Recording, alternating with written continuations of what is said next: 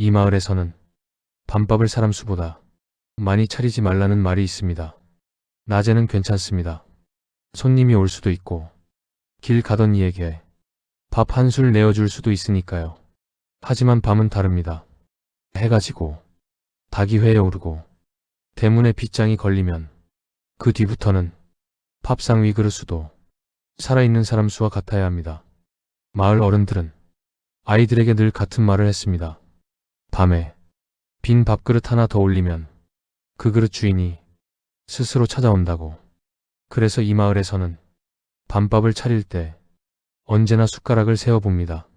하나, 둘, 셋, 그리고 사람 수보다 많으면 반드시 하나를 치웁니다. 그런데 그 금기를 지키지 않는 집이 하나 있었습니다. 산 아래 작은 초가집, 과부 정씨의 집이었습니다. 정씨는 젊어서 남편을 잃었습니다. 장에 다녀오던 길이었습니다. 산길에 비가 쏟아졌고 남편은 미끄러져 그 길로 돌아오지 못했습니다. 그때 정씨는 아직 30도 안 된 나이였습니다. 그리고 뱃속에는 아이가 있었습니다. 그 아이가 아들 길수였습니다. 길수는 어릴 때부터 효자였습니다. 어머니가 장에 가면 마을 어귀까지 마중을 나갔고 겨울밤이면 아궁이에 먼저 불을 넣었습니다. 그래서 마을 사람들은 늘 말했습니다. 저 집 아들은 효자다. 세월이 흐르고 길수는 장가를 들었습니다. 며느리 분이가 집으로 들어왔습니다. 세 식구, 가난했지만 저녁상만큼은 따뜻한 집이었습니다. 어느 겨울부터 이상한 버릇이 생겼습니다. 정씨가 밥을 차릴 때마다 밥그릇을 하나 더 놓기 시작한 것입니다. 어머니, 숟가락이 하나 남습니다. 며느리 분이가 말했습니다. 정씨는 잠시 그릇을 바라보았습니다. 그리고 작게 웃었습니다. 그냥 둬라. 그날 밤 마루 끝에서 작은 소리가 들렸습니다. 툭, 마치 누가 숟가락으로 빈 그릇을 건드리는 소리였습니다. 그 뒤로 정씨는 늘 밥 한 그릇을 더 놓았습니다. 그리고 빈자리 쪽을 바라보며 아주 작게 말했습니다. 식기 전에 드시오. 며느리 분이는 점점 불안해졌습니다. 어느 새벽 우물에 물을 뜨러 나가다 부엌에서 작은 소리를 들었습니다. 정씨가 밥상 앞에 앉아 있었습니다. 꺼진 아궁이 앞에서 빈 그릇을 바라보며 아주 작은 목소리로 말하고 있었습니다. 오늘은 늦으셨네요. 그날부터 집 안에는 이상한 일이 생기기 시작했습니다. 밤이면 대문 빗장이 풀려 있었고 부엌 앞 흙바닥에는 젖은 발자국이 찍혀 있었습니다. 그 발자국은 밖에서 들어온 것이 아니라 집 안에서 시작된 것처럼 보였습니다. 어느 날 밤 길수도 그 소리를 들었습니다.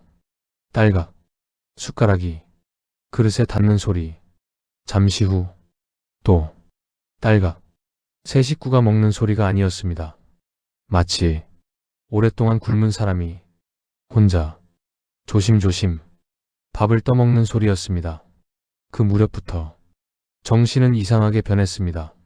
논문서를 찾고 쌀 뒤줄을 세고 자꾸 재산 이야기를 꺼냈습니다. 어느 날은 아들을 보고 죽은 남편 이름을 불렀습니다. 만보가.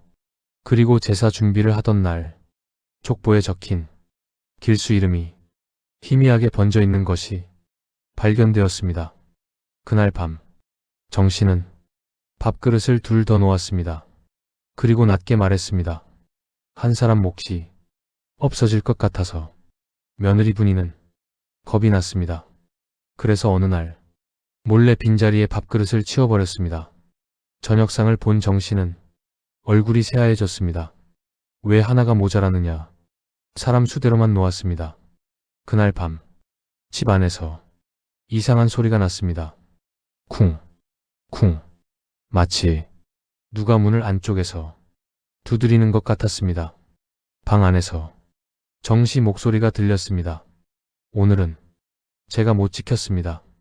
다음 날 정씨는 오래 숨겨온 이야기를 꺼냈습니다. 눈보라 치던 밤 한 가족이 문을 두드렸습니다. 늙은 아버지, 병든 며느리, 어린 손자, 그리고 맏아들. 그들은 말했습니다. 아이만이라도 밥 한 사발만 주십시오. 정 씨는 겁이 났습니다. 결국 말했습니다. 여보, 문 닫아요. 남편은 문을 닫았습니다. 며칠 뒤 그 가족은 산기슭 움막에서 얼어 죽은 채 발견되었습니다. 그날 밤 정 씨는 밥을 4그릇 놓았습니다. 대문이 저절로 열렸습니다. 쾅! 그리고 마당에서 척, 척, 척, 척. 4사람의 발소리가 들렸습니다. 정 씨는 밥상 앞에 무릎을 꿇었습니다. 올해도 늦었습니다. 딸각, 숟가락 소리가 4번 울렸습니다. 다음 날 아침 마을 사람들이 무너진 창고를 정리하다가 오래된 보자기 하나를 발견했습니다. 먼지가 두껍게 쌓인 낡은 보자기였습니다.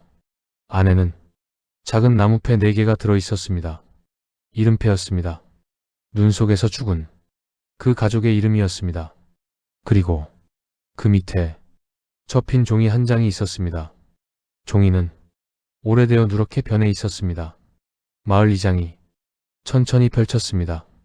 종이에는 정씨 남편의 글씨가 적혀 있었습니다. 짧은 글이었습니다. 내가 문을 닫았다. 사람들은 서로 얼굴을 바라보았습니다. 그리고 그 밑에 한 줄이 더 있었습니다. 아내가 아니라 내가 먼저 닫았다. 종이는 거기서 끝나지 않았습니다. 조금 더 아래에 흐릿한 글씨가 이어져 있었습니다. 아이는 내 발을 잡았다. 그 손을 털고 문을 닫은 것도 나였다. 창고 안은 조용해졌습니다. 그 종이를 본 순간 정 씨는 그 자리에 주저앉았습니다. 손이 떨렸습니다. 그녀는 오랫동안 아무 말도 하지 못했습니다. 그리고 아주 천천히 말했습니다.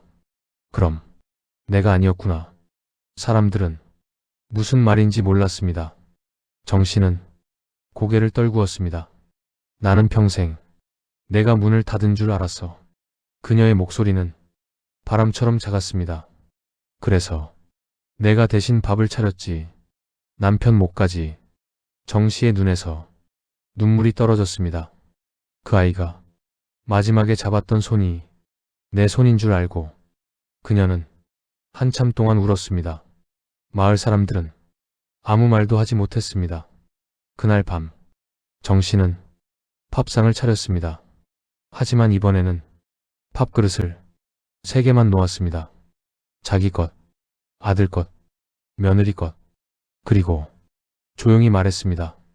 오늘은 여기까지만 하겠습니다. 그날 밤에는 숟가락 소리도, 발자국도, 문 두드리는 소리도 아무것도 들리지 않았습니다. 그 뒤로 정 씨는 밤마다 밥을 차리지는 않았습니다. 하지만 한 가지 버릇은 끝내 고치지 못했습니다. 해마다 섣달금음이 되면 해가 지기 전에 작은 보자기 하나를 쌌습니다. 그 안에는 따뜻한 밥과 된장국, 그리고 김치가 들어 있었습니다. 정 씨는 아무 말 없이 마을 어귀로 걸어갔습니다. 그리고 옛 움막이 있던 자리 근처에 보자기를 조용히 내려놓았습니다. 누가 보는 것도 아니었습니다. 누가 가져가는 것도 보지 못했습니다. 하지만 다음 날 아침이면 그 보자기는 언제나 비어 있었습니다. 마을 사람들은 아무 말도 하지 않았습니다. 다만 아이들에게 이렇게 말했습니다. 밤밥을 사람 수보다 많이 차리지 말라고. 그리고 배고픈 사람이 문 앞에 서 있으면 먼저 문을 닫지 말라고. 그래서 지금도 그 마을에서는 밤밥을 차릴 때마다 숟가락을 꼭 세어봅니다. 그리고 밥상 앞에 앉으면 잠깐 문 쪽을 바라본다고 합니다. 혹시라도 그날 밤 누군가 밥 한 술이 필요할지도 모르니까요.